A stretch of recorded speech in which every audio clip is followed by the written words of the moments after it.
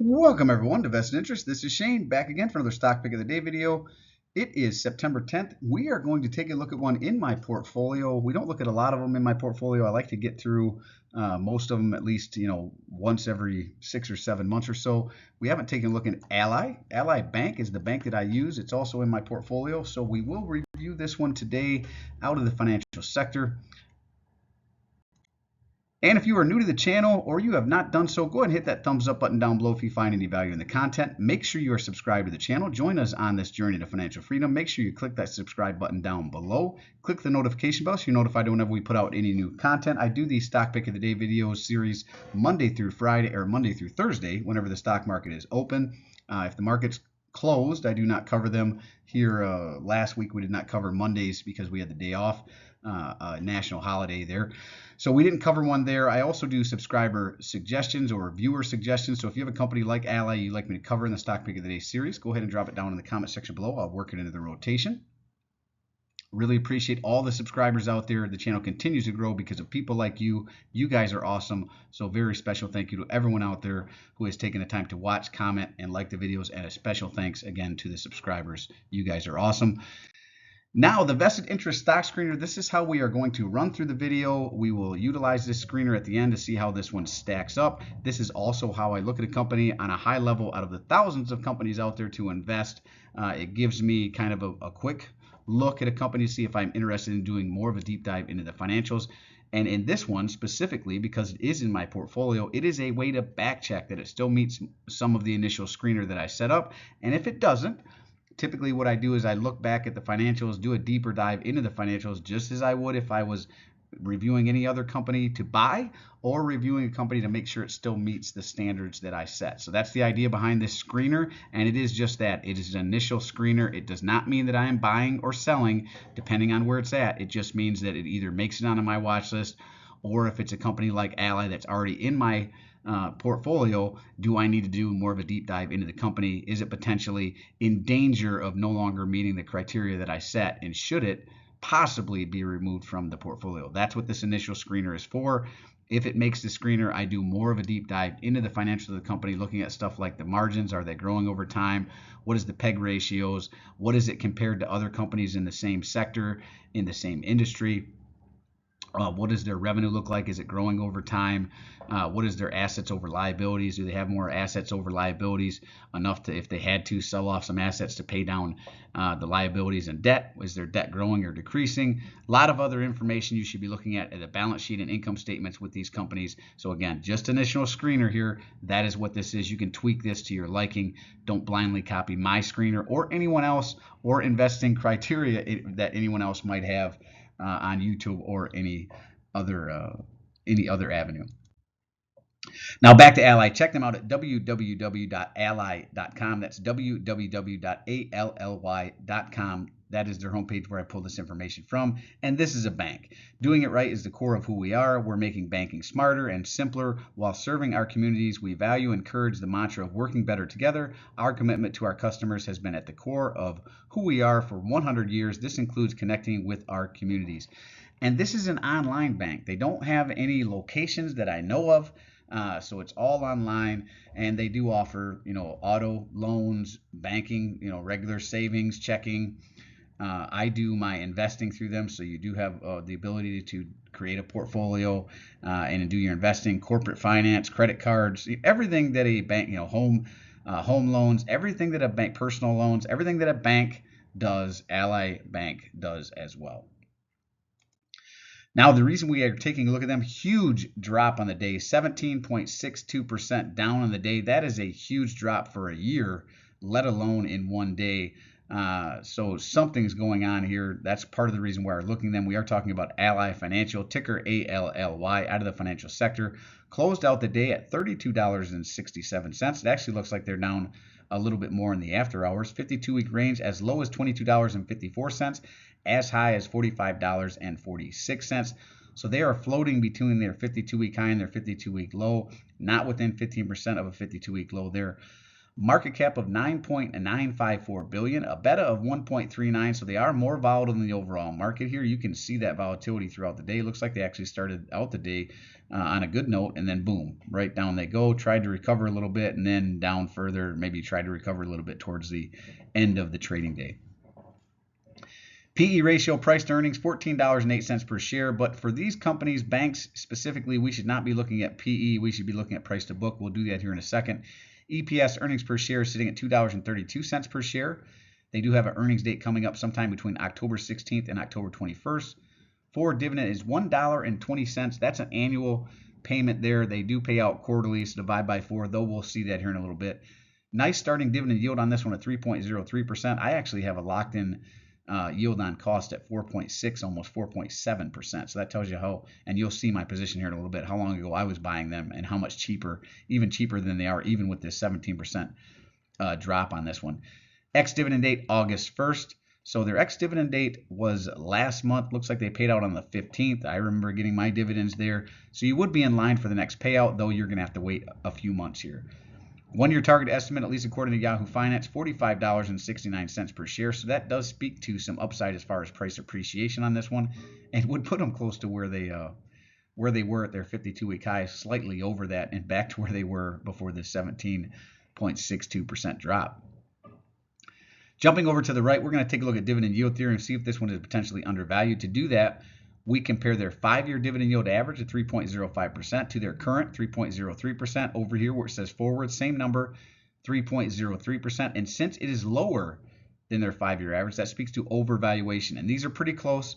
You know, you could almost say pretty close to fairly valued, but just slightly a tick overvalued according to dividend yield theory. Payout ratio is low at 51.72%. So their dividend is not in danger of being cut. They have plenty of room to continue to increase this dividend, and they aren't. You'll see that here in a little bit. They did stop their increases a while back in 2021, but we'll talk about that in a little bit. Price to book, again, I like 1 for banks, fair value, less than 1 undervalued, over 1 overvalued. So current 1.05% would be slightly overvalued. Very similar to dividend yield theory that says they're slightly overvalued. Price to book says they are ever so slightly overvalued as well. Again, 1 being fair value, so 1.05 is just a tick over that. Not a lot, but just enough to make them slightly overvalued. You could have been getting this undervalued here back in September and June of last year. You can see that 0.72. That would be undervalued. 2023 there in December, very close at 1.01. But right now at 1.05, just a slightly, same as dividend yield theory says, slightly overvalued on this one. Going back to 2021, you can see $1 billion in free cash flow here. 2022 up to $2.7 billion. 2023 down to 1.9. Trailing 12 months so far 1.69. So their free cash flow is kind of up and down. You know, like I said, 2021 being a bad year in the negative, and they are repurchasing their own shares. Very significant repurchase here back in 2021. May have been part of the reason they were in the negative. Negative $4.7 billion. 2022 keeping that up at 1.6. Looks like they're backing off in 2023 to 33 million, and so far in trailing 12 months looks like it's going to be a very similar year to 2023 at 34 million. But again, we'll have to wait and see how the rest of 2024 shakes out. The trailing 12 months would include part of 2023 numbers. Now, I always recommend more than one source. So the previous source was Yahoo Finance. This one is stockanalysis.com. And I always recommend 2 sources so you can make sure the information you're getting is accurate and up to date.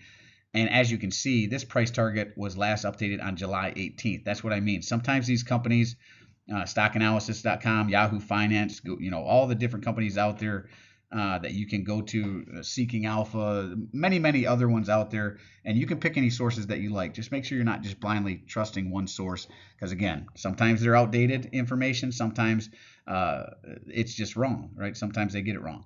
But this was last updated in July, so that's a couple months back, but they did call it a consensus buy back then. They have a low estimate of $31, which would be a 5.11% decrease from where it currently sits. Average estimate of $42.61 would be a 30.43% increase from where it currently sits, which is a little bit lower than what Yahoo Finance had it at $46. And then if it happened to hit their high of $51, that would be a 56.11% increase. All the while, you could lock in that just over 3% dividend yield that they currently are paying out. Now, I like to jump into statistics, look up return on invested capital and return on equity to see how well a company is reinvesting its capital. I like 10% or better for these metrics. Return on equity is low, 6.02%. That's not good. A little lower than I like. And return on invested capital is non-existent. They don't even list it, so I don't like that. Now, EPS growth forecasted over the next 5 years, I like 5% or better growth projected. They're sitting at 16.33%, so that does beat the metrics that I'm looking for there. Now let's jump over to dividend history. Before we do that, we will look at my position. Again, I do have a position in Ally. I am long this position, 238.917771 shares. I am up, even with the drop today, 26.59%. So I have $6,165 into the position. It's currently worth $7,805. I am up $1,600. Like I said, even with the drop today, I'm still up significantly, and I locked in a very high dividend yield on this one at 4.6, almost 4.7%. Now, as I said earlier, they are not growing. They are a quarterly payer, low payout ratio, 51.7, dividend growth non-existent. Since 2021, their last payment in 2021, they have held at 30 cents per share. That's where they sit today. They do pay out on the February, May, August, November timeframe. So I do like that. But again, I would like them to start increasing this dividend again. And maybe they thought they were going to run into some trouble. Maybe that's why they stopped it. Now let's get back over to the screener and see how well this one stacks up. And it doesn't look like a whole lot of check marks, so that is not good. Understand the business. Yep, that's where we started. Growing free cash flow up and down a little bit. No check there. Does not have a growing dividend. Like I said, back in 2021, that November payment, whenever they jumped it up to 30 cents, that's where it's been sitting ever since. That's the last time they raised it. Dividend payout ratio under 75%. Yes, it's around 50%, so a check there. Dividend yield theory says it's slightly overvalued. No check there. It is not within 15% of a 52-week low. It is not under my cost basis. No check. Return on invested capital, return on equity are not over 10%. Earnings per share growth was better than 5%, so a check there. And price to book says they are just slightly overvalued, so no check there. So 1, 2, 3. 3 checks is all they got. That does not meet 6 of 9. This is one I need to do more of a deep dive into the financials of the company. Make sure this one is not in jeopardy of being cut out of the portfolio because it no longer meets the criteria. But again, I need to look at its financials to really understand what's going on here, and probably do a little bit more research and find out why they dropped so much today. 17% drop on the day. There's got to be either negative news or something's going on with the company overall.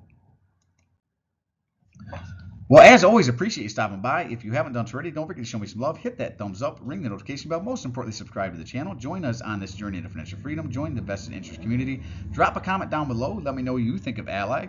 Is it in your portfolio? Is it one you're watching? Is it one you're selling? Maybe you're part of the 17% drop today. Maybe you're bailing out of the position.